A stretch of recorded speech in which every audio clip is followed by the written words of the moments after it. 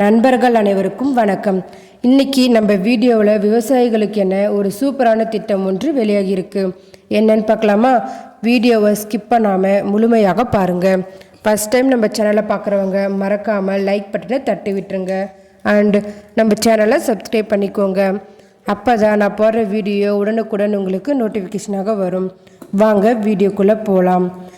சூப்பரான திட்டம். விவசாயிகளுக்கு ஆடு மாடு வழங்கும் ஒரு 15,000 வரை மானியம் வழங்கும் தமிழக அரசு. என்னன்னு தெளிவாக பார்க்கலாமா?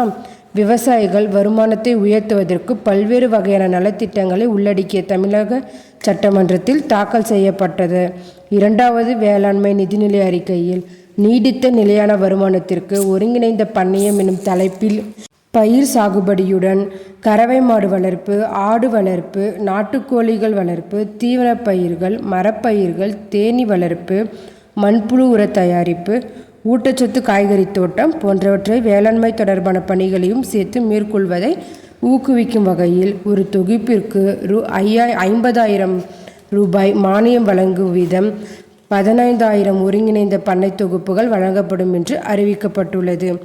இத்திட்டத்தில் பயிர் சாகுபடியுடன் வேளாண்மை சார்ந்த அனைத்து வகையான பணிகளையும் ரூ.1,00,000 செலவில் ஒருங்கிணைந்த பண்ணைய செயல் விளக்கம் அமைப்பதற்கு 50% மானியம் வழங்கப்படுவதாக தகவல் வெளியாகியிருக்கு. அதாவது ஊடு பயிர்கள் அல்லது வரப்பு பயிர்கள் சாகுபடிக்கு ரூ.5,000, கறவை மாடு அல்லது எருமை மாடு ஒன்று வாங்குவதற்கு ரூ.15,000, 10 ஆடுகள் வாங்குவதற்கு ரூ.15,000 வழங்கப்படுகிறது.